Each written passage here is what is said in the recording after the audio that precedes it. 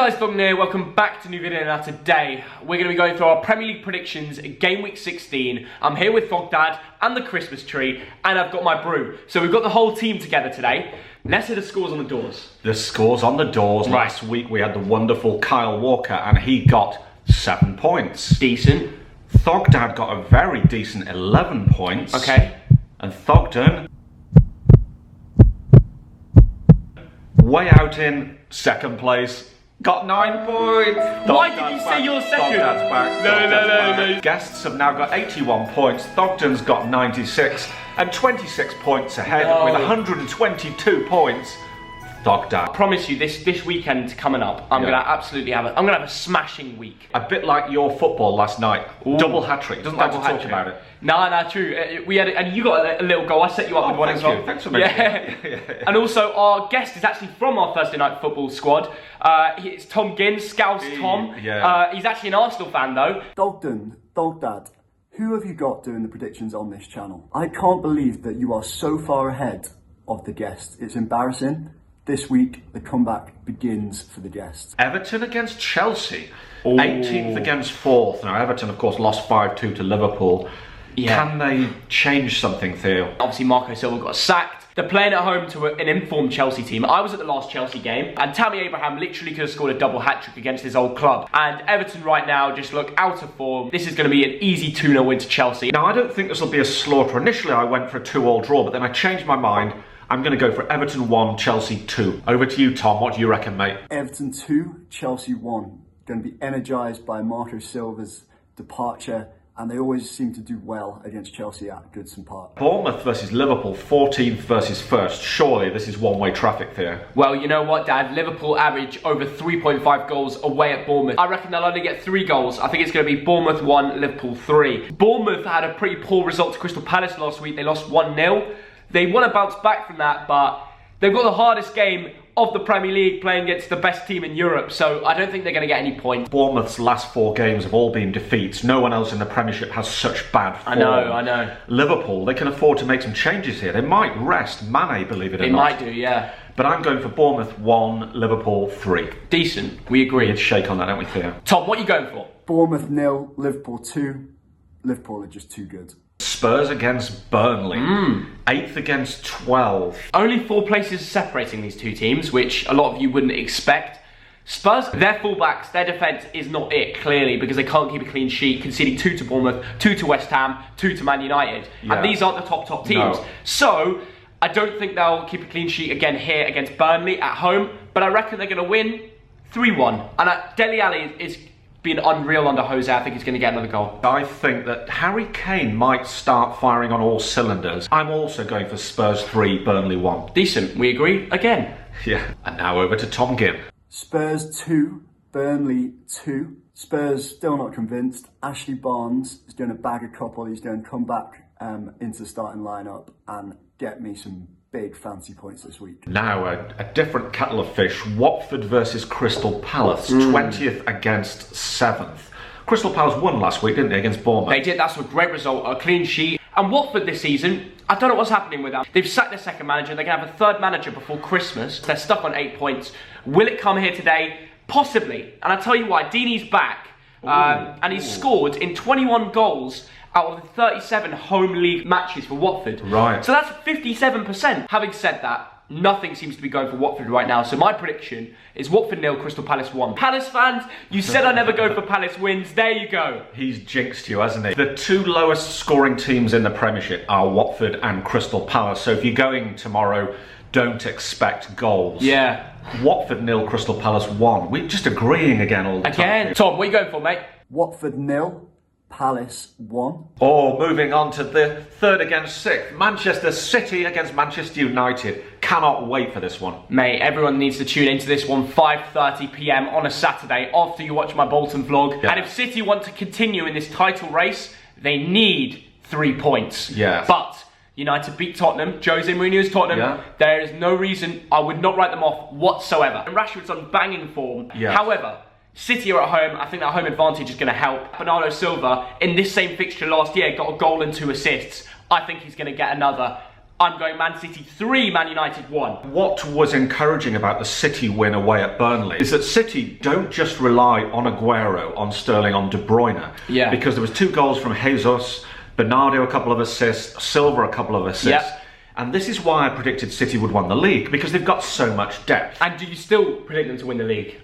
It's a big question. I don't, but I've not written off this year's Premiership yet. I've not written it off. City 2, United 1.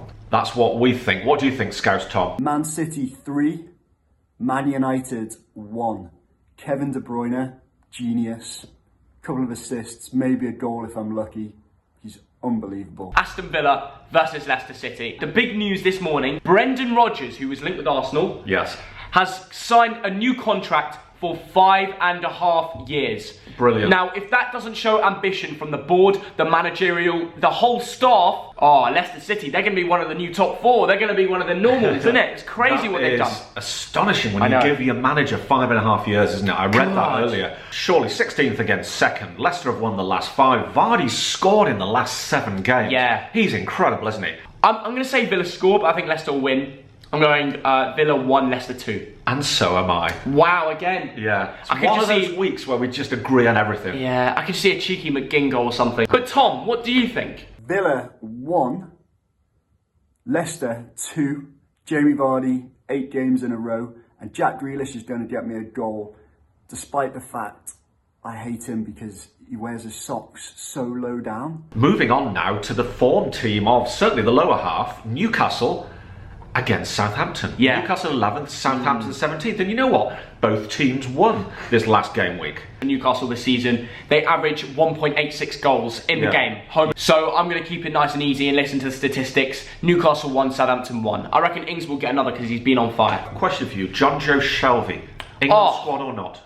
2 goals in 2. Yeah. We've got so many options now in England. I don't think he'll make it in the team, but Squad, what about the squad? maybe in the squad. Yeah. Definitely. Sorry, whilst we're One. talking about England, I got the shirt on. Yeah. Newcastle 2, Southampton 1. Over to you, Tom. Newcastle 1, Southampton 1. Moving on now to 19th, Norwich against 9th, Sheffield United. And Sheffield United may be slipping up a bit recently. Yeah, losing to Newcastle 2-0 is a very disappointing result for them, but Newcastle, brilliant from them. I'm just thinking, for Norwich's sake, Pukki, he's back on form, he's scored in the last 2 games. Campbell's doing alright too. Yeah. But the Blades will want to bounce back. Yeah. I think this is going to be one of the most high-scoring games this weekend. I'm going for Norwich 2, Sheffield United 2. I think Norwich will fancy this as a win. Yeah. But I don't think it will be. I think it'll be Norwich 1, Sheffield United 1. Okay, so we're both going for draws. Yes. And I see in your notes, Pukki is scoring again. And you know what, Dad? Yeah. That's what I like to hear. Yeah. Because I've got him in my FPL team. Tom, what are you going for, mate? Norwich 1, Sheffield United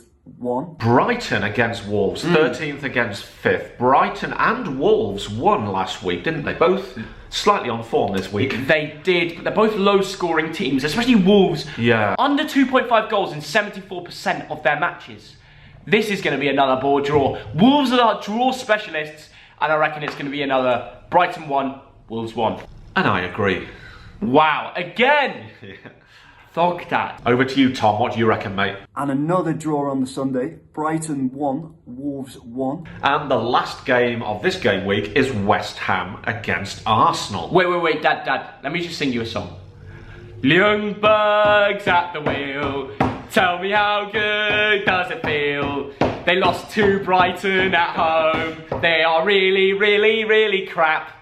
Oh, Theo, that wasn't a very nice song, was Sorry, it? Arsenal fans. Arsenal, someone needs to teach them how to defend. David Luiz got out-headed by Malpai, who's half his height, nodded one home past him. How are you doing that at such an important time of the game? This is a team with Aubameyang, Pepe on the pitch. Them two alone should get you the win. How much did them two cost? Think about it. I'm going to say West Ham 2, Arsenal 2.